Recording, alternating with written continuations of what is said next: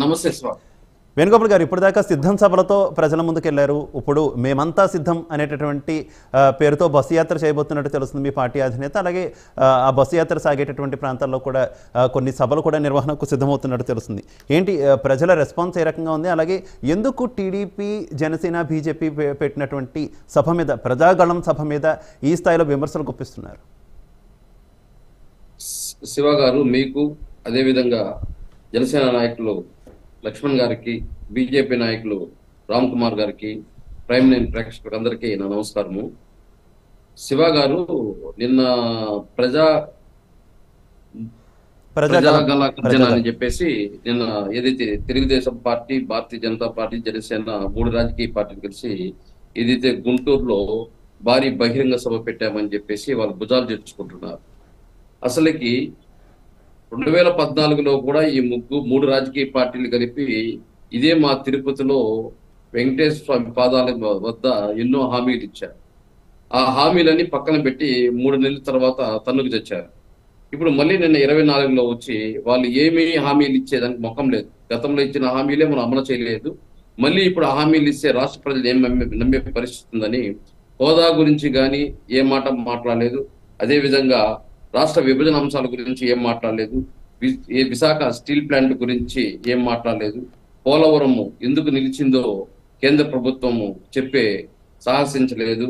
అదేవిధంగా ఏదైతే అమరావతి ఒకటే రాజధాని, మిగతా ప్రాంతాలంతా ఏ అభివృద్ధి ఉండదు, విశాఖపట్నంలో కానీ ఎడ్యుకేషన్ క్యాపిటల్ కానీ, కర్నూలులో న్యాయ రాజధాని కానీ ఉండదని చెప్పేసి ఏది కానీ స్పష్టంగా ఈ 3 రాజకీయ పార్టీలు అక్కడ చెప్పే ప్రయత్నం చేయలేదు.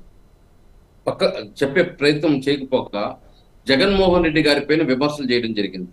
అసలైన ఆరోపణలు, బురదజల్లే కార్యక్రమాలు. ఏదైతే పవన్ కళ్యాణ్ ఒక విషయం మాట్లాడుతూ ఏదైతే జగన్మోహన్ రెడ్డి గారు ఏదైతే పారిశ్రామిక అభివృద్ధిలో జగన్మోహన్ రెడ్డి గారు 3rd ప్లేస్ కి దిగజారు చేశారు అంటున్నారు.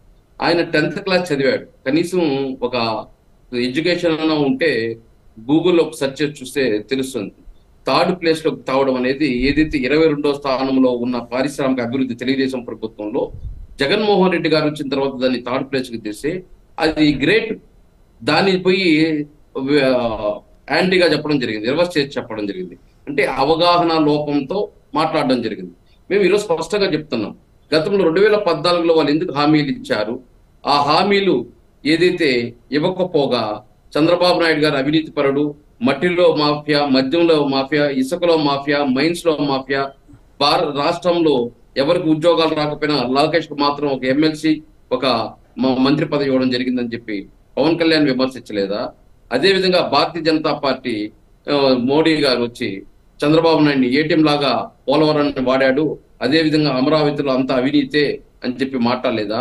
అమరావతిలో ఒక సెంటు భూమి పేదవాడు కొనలేదు, అది పెత్తందారులు అమరావతి క్యాపిటలే గాని పేదవాడే క్యాపిటల్ కాదని చెప్పేసి పవన్ కళ్యాణ్, మోడీ గారు కలిసి విమర్శించలేదా? ఇవన్నీ రాష్ట్ర ప్రజలు మర్చిపోయారనుకున్నారా? వీళ్ళకి మెమరీ లాస్ ఉండొచ్చు, కానీ రాష్ట్ర ప్రజలకు మెమరీ లాస్ లేదు కదా. వాళ్ళకి గుర్తుంటది కదా, 2014లో ఏం చెప్పారు, 2019లో ఏం చెప్పారు, ఇప్పుడు 2024లో ఏం చెప్తున్నారు. అంటే ఈ రోజు రాష్ట్రంలో ప్రజలకు మెమరీ లాస్ అని చెప్పేసి వీళ్ళు ఏది చెప్పితే అది నమ్మే ప్రయత్నంలో ఉన్నారా? ముందు వీళ్ళు క్షమాపణ చెప్పాలి.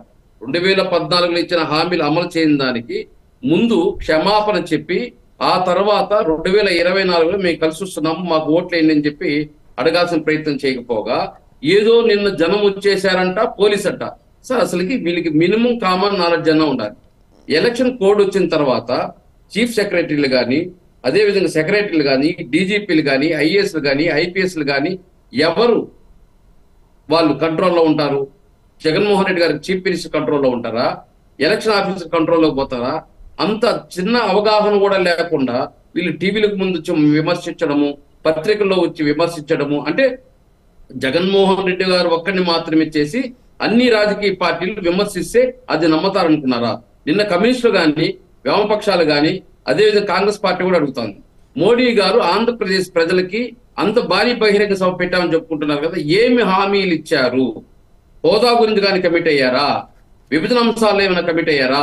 అమరావతి గురించి ఏమైనా కమిట్ అయ్యారా అని వాళ్ళు కూడా విమర్శిస్తున్నారు. ఈరోజు మీరేగా ప్రశ్నించేది అందరినీ.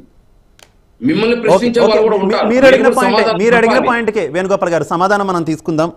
రామ్ కుమార్ గారు, ఏంటి ప్రధానమంత్రి ప్రసంగం అంతా నిన్న చూసాం. ప్రధానంగా కేంద్ర ప్రభుత్వం ఏ పథకాలు తీసుకొచ్చింది అనేటటువంటి వాటన్నింటినీ కూడా ఆయన కూలంకషంగా వివరించే ప్రయత్నం చేశారు ప్రజాగణం సభా వేదిక మీద. ఆ తర్వాత ఆంధ్రప్రదేశ్ రాష్ట్రానికి ఇచ్చినటువంటి విద్యా సంస్థలు ఎన్ని నిధులు ఇచ్చాము 10 ఏళ్లలో అనేది కూడా చెప్పే ప్రయత్నం చేశారు. ఇవ్వని వాటి సంగతి ప్రస్తావించలేదు. ఓకే, ఎన్నికల సభ కాబట్టి ఏమి ఇవ్వరు ప్రస్తావించలేదో అని అనుకోవచ్చు, ఏమి ఇవ్వలేదో వాటిని ప్రస్తావించలేదో అనుకోవచ్చు. కానీ ఏమి ఇస్తాము అనేది కూడా చెప్పకపోవడం ఏంటి? ఎందుకంటే ఇది ఎన్నికల సమయం, ఆంధ్రప్రదేశ్కి మేము అండగా ఉంటామని అంటున్నారు. ఏ విధంగా అండగా ఉంటున్నారు, ఏమి ఇస్తారు అనేది ప్రధానమంత్రి నోటి వెంట రాకపోవడం ఏంటి? గతం నుంచి కూడా ప్రధానమంత్రి మీద ఇదే ఒక రకమైనటువంటి విమర్శ ఉంది కదా. అమరావతి శంకుస్థాపనకు వచ్చినప్పటి నుంచి కూడా ఆంధ్రప్రదేశ్ రాష్ట్రానికి ఏం చేస్తాం ఏమి ఇస్తాం అనేది ఎందుకు ఆయన చెప్పట్లేదు? ఏమనుకో 3 డైరెక్షన్లు ఉన్నాయండి క్వశ్చన్. ఫస్ట్ థింగ్ ఏంటంటే, ఇది మొదటి సభ అలయన్స్ లో వచ్చారు. గతంలో ఏమేమి ఇచ్చాం, ఎక్కడ దాకా జరిగినాయి, ఎక్కడ ఆగిపోయినాయి అనే దాని మీద చెప్పారు. ఏమి ఇస్తాం అనే దాని మీద మేనిఫెస్టోలో పెట్టినవి ఏమైనా ఉంటే మేనిఫెస్టో పెట్టిన తర్వాత దాన్ని డిస్కస్ చేసి ఖచ్చితంగా పెడతాం. ఇది ఆఖరి సభ కాదు, ఇంకా చాలా సభలు ఉన్నాయి. రెండో విషయం, ఇప్పుడు ఎందుకు వైసీపీ ప్రభుత్వం ఫెయిల్ అయింది అనే దాని మీద చెప్పకుండా ఎందుకు ఉంటాం మేము? ఇప్పుడు 2 పోలవరం అని ఆయన అడుగుతున్నారు. వైసీపీ నాయకులు వేసిన ప్రతి ప్రశ్నలోనూ వాళ్ళే సెల్ఫ్ డిఫెన్స్ లో కూలిపోవాలి. వీళ్ళు సారీ చెప్పాలన్నారు. సారీ ఎవరు చెప్పాలి తెలుసండి? ఈ రాష్ట్రంలో కాంట్రాక్టర్స్ కి బిల్లులు చెల్లించినందుకు సారీ చెప్పాలి. ఆ బిల్లులు చెల్లించకపోవడం వల్ల రోడ్లు ఎక్కడ 3 ఏళ్ల నుంచి ఎక్కడ రిపేర్ లేవు, కొత్త రోడ్లు ప్రోగ్రెస్ లేవు. స్మార్ట్ సిటీతో సహా ఎక్కడ కూడా బిల్లులు చెల్లించకపోవడం వల్ల డిఫరెంట్ ఫేజెస్ లో ఆగిపోయినవి. అందుకు వాళ్ళు సారీ చెప్పాలి. మద్యపానం నిషేధం చేస్తేనే సరే వచ్చేసారి ఎలక్షన్స్ కి వెళ్తా అన్నారు కదా, ఆ అర్హత ఉందో లేదో తెలుసుకోండి.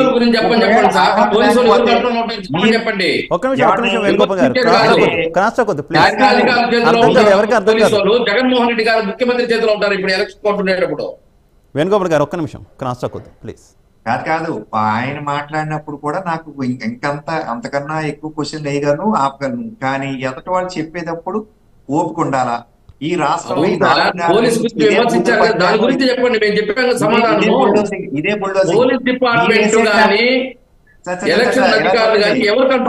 జనతా పార్టీ మీరు వేసే ట్రాపుల్లో పడదు.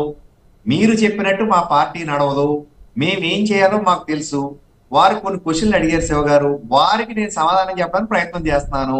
మీరు మధ్యలో ఇంటరప్ట్ చేయడం వల్ల మళ్ళీ అక్కడి నుంచి ఫస్ట్ నుంచి స్టార్ట్ చేస్తాను. ఏమండి, తిరుపతిలో ఐఐటి, వైజాగ్ లో ఐఐఎం, కర్నూలులో IIIT, ఏమండి కాకినాడలో కేంద్రీయ విద్యాలయ, ఇలాగా తాడేపల్లిగూడెంలో NIT, గుంటూరులో ఎయిమ్స్, ఇవన్నీ ఇచ్చిన ఎవరు? విజయనగరంలో గిరిజన యూనివర్సిటీ, విశాఖపట్నంలో పెట్రోల్ యూనివర్సిటీ, ఇవన్నీ ఇచ్చింది ఎవరు? ఇదే విధంగా ఇచ్చిన ఏంటి ఇవ్వలేని ఏంటి అని చెప్తున్నారు కదా. ఇవ్వలేని మేము ఎందుకు ఇవ్వలేకపోతున్నాం చెప్పండి. ఈవేళ రైల్వే జోన్ కట్టాలంటే రైల్వే జోన్ ఇమ్మీడియట్ గా DPR తో సహా 1.5 అయింది. మా రైల్వే శాఖ మంత్రి, సెంట్రల్ రైల్వే శాఖ మంత్రి గారు ఇక్కడికి వచ్చి ల్యాండ్ ఇవ్వండి రేపు పొద్దునే కొబ్బరికాయ కొడతానని ఆయన చెప్తున్నారు. ఈ వేళ కూడా ఎందుకు ఇవ్వలేదు? ఇచ్చేసేమంటారు. ఇవ్వడం అనేది కాదు, టెక్నికల్ గా ప్రజలకు అందరికీ అర్థమైందని చెప్తాను. ల్యాండ్ ట్రాన్స్ఫర్ చేయాలి. ఎలాగా అనుకుంటున్నారు? పేద ప్రజలకు అందరూ ఊరికే పత్రాలు ఇచ్చేస్తున్నారు, మీకు ఇల్లు ఇచ్చామని. ఆ ఇల్లు ఇచ్చిన గుర్తి కాగితాలు కాదండి, ల్యాండ్ చూపించి ల్యాండ్ బదలాయింపు చేయాలి రైల్వేకి. అప్పుడే అక్కడ కట్టడం స్టార్ట్ చేస్తారు. ఇచ్చిన 52 ఎకరాలు 22 ఎకరాలు కట్టడానికి సరిపోవట్లేదు. Catchment zone, rain catchment zone కొండల మధ్య ఉంది.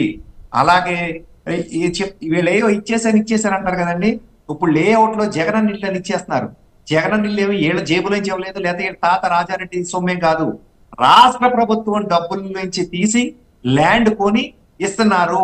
అదే విధంగా సెంట్రల్ గవర్నమెంట్ ఆగండి, నేను చెప్పేది వినండి. ప్రధానమంత్రి ఆవాస్ యోజన అని అంటున్నాం శివ గారు. అంటే ప్రధానమంత్రి మోడీ గారు ఇండని మేము ఎక్కడా చెప్పం. ప్రధానమంత్రి వేళ మోడీ గారు అవ్వచ్చు, రేపు మీ అదృష్టం ఉంటే శివ గారు అవ్వచ్చు. ప్రధానమంత్రి ఆవాస యోజన నుంచి ఇల్లు ఇస్తున్నామని మాత్రమే మేము చెప్తున్నాము. ఆ జగన్ లేఅవుట్లో వేసే రోడ్లన్నీ కూడా NREGS ఫండ్స్ నుంచి వేసిన రోడ్లు. అక్కడ వేసే కుళాయిలు కూడా జలశక్తి ద్వారా వచ్చిన కుళాయిలు, డ్రైనేజీలు అమృత్ ద్వారా ఇచ్చిన ఫండ్స్. ఇవన్నీ చేసుకుంటే ఎవరు ఇచ్చినట్టు చెప్పండి? ప్రధానమంత్రి ఆవాస్ యోజన ఇచ్చిన ఇళ్ళన్నీ కూడా చివరి ఇన్స్టాల్మెంట్ ఇచ్చిన తర్వాత దాని మీద ఒక ముద్ర వేయాలి, ప్రధానమంత్రి ఆవాస్ యోజన ఇచ్చారని చెప్పి. అది వేస్తున్నారా లేదా? ఇటువంటివన్నీ కూడా అవగాహన ఉన్న భారతీయ జనతా పార్టీ నాయకుడు ఎవరైనా సరే అక్కడికి వెళ్ళి నిలదీస్తున్నాడు. ఇవన్నీ చేసేబట్టి ఇవన్నీ చేస్తున్నాం కాబట్టి మా మీద అక్కస్ వస్తుంది. ఇలా చెప్పుకుంటూ 100 విషయాలు చెప్పగలను. ఇది మీరు ఇచ్చిన టైంలో, ఇంత టైంలో మాత్రం ఒక విషయం మాత్రం ప్రస్తావన చేస్తాను. ఏమి ఇవ్వలేదంటే ఇవన్నీ ఇచ్చినాయి ఎవరిచ్చినట్టు సమాధానం చెప్పాలి. వాటిలో స్కీముల్లో దేనికైనా బటన్ నొక్కుడు అంటాడు.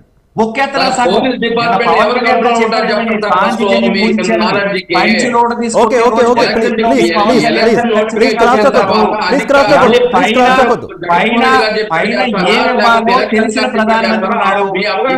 ఏం చేయాలో తెలియని ముఖ్యమంత్రి ఉన్నాడు.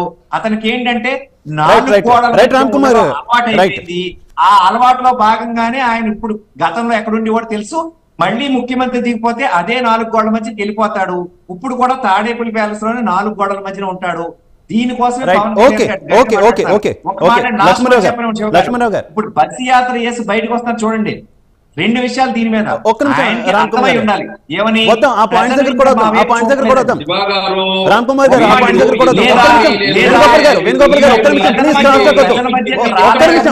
ఇద్దరు అర్థం చేసుకోవాలి దయచేసి ప్లీజ్.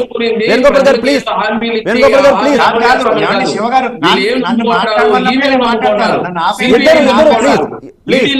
ఇద్దరు ఒక నిమిషం ఆగాలి. వేణుగోపాల్ గారు ప్లీజ్ రిక్వెస్ట్ చేస్తున్నారు. వేణుగోపాల్ గారు ప్లీజ్, రామ్ కుమార్ గారు ఒక నిమిషం. నేను మళ్ళీ వస్తా మీ దగ్గరికి. లక్ష్మణరావు గారు బస్సు యాత్ర మీద నా కామెంట్.